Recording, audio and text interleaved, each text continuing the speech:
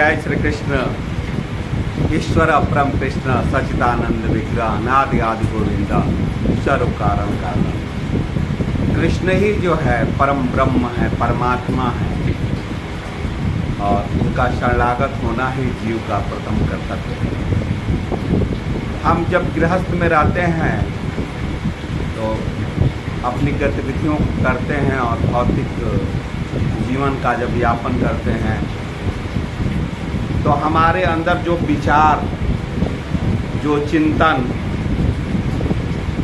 होता है उसी से हमारा चरित्र का निर्माण होता है। यदि हमारा विचार और चिंतन श्रेष्ठ है तो हम श्रेष्ठ मानव बनते हैं। अगर हमारा विचार निकृष्ट है तो हम निम्न स्तर के मानव बनते हैं। तो आदमी तो देखिए आज जो भी है, आज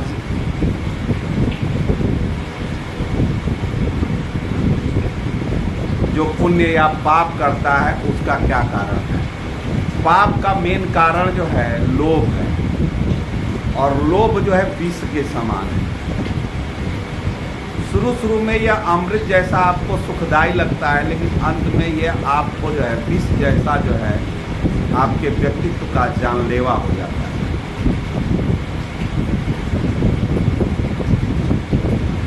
लोभ व्यक्ति के पद, पैसा, प्रतिष्ठा, कृति, यश इत्यादि सारे गुणों को धीरे धीरे नष्ट कर देता है, क्योंकि उसका ज्ञान, ध्यान, विज्ञान और अध्यात्म को ये चकनाचूर कर देता है। स्वार्थ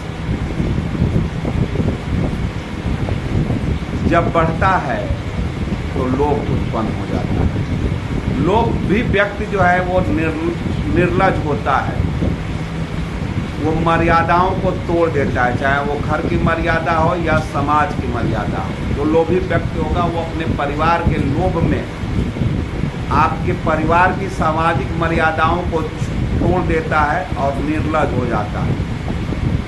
अपने आप को बहुत ज्ञानी समझता है और दूसरे का हक का शोषण करने लगता है। इसीलिए रामचरितमानस में यह कहा गया है कि गुण सागर नागर नर जोऊ अल्प लोह इन कहे न कोई।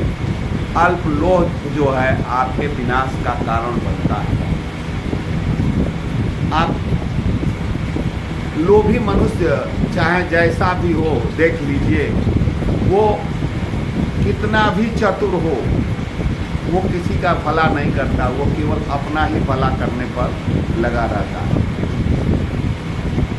लोभ का कारण ही और मोह, लोभ और मोह का कारण ही महाभारत का भीषण संग्राम हुआ, जो आज परिवार में, हर परिवार में आपको देखने को मिल रहा है। भाई भाई सहयोग के लिए था, वो आज जो है बंटवारे के लिए जाना जा रहा है। वो लोभ और मोह के कारण जो है एक दूसरे का शोषण कर रहा है। पुरुषार्थ और कर्तव्य का जो बोध है वो आपको मान, सम्मान, प्रतिष्ठा, ऐश्वर्य समाज में दिलाता है। आप अगर पुरुषार्थी हैं और आपको अपने कर्तव्य का बोध है तो आपको समाज में आपको मान, पद, प्रतिष्ठा, पैसा, ऐश्वर्य, सुख सारे चीज प्राप्त होते हैं। राजसत्ता को अनैतिक लोभ से अगर आप लेने का प्रयास करेंगे तो घर और समाज में जो है महाभारत होना निश्चित है। लोग शोषण और संहार करता है, जबकि आपका पुरुषार्थ आपको ऐश्वर्य दिलाता है। आपके विचारों का जो चिंतन है वही आपके चरित्र का निर्माण करता है। जैसे आपकी संगत होगी, अगर आप सत्संग करते हैं, आप चिंतन करते हैं, आप मनन करते हैं, आप स्वाध्याय करते हैं, आप अच्छी सोसाइटी में रहते हैं, महापुरुषों का सत्संग अगर आपका होता है तो आपका पुरुषार्थ और कर्तव्य का बोध स्वतः ही आपके विचार में आ जाएंगे। और जब ये आपके विचार में आ जाएंगे तो आपकी विचारों की पवित्रता होगी और मन में निर्मलता होगी, तो आपका हर कार्य जो है आप जिम्मेदारी पूर्वक करेंगे, समाज की मर्यादाओं की रक्षा करते हुए करेंगे और दूसरे के हक को लेने का प्रयास नहीं करेंगे। ऐसा देखा गया है कि जो लोभी होते हैं शुरू में तो कुछ समय के लिए उनको बहुत फलता फूलता है, लेकिन महाभारत जैसा विनाश होना निश्चित है। इसलिए आप अपने परिवार में लोभ के कारण किसी का हक न मारें और अपने कर्तव्य और अपने पुरुषार्थ को करते हुए ऐश्वर्य को प्राप्त करने की कोशिश करें।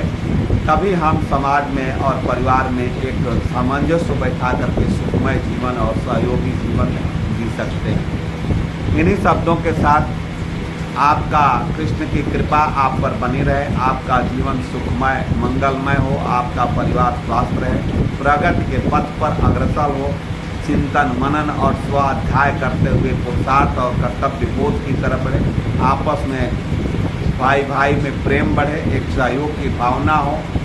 शिक्षा समाज का दर्पण है, वह अपने अंदर आप शिक्षित तभी होंगे जब आप अपने कर्तव्यों का बोध करके वो आप कर्तव्य का करेंगे। इन्हीं शब्दों के साथ जय श्री कृष्णा, जय राधा रानी, जय वृंदावन धाम, जय गोवर्धन, जय श्री कृष्ण, जय श्री कृष्ण। आप सबका मंगलमय हो।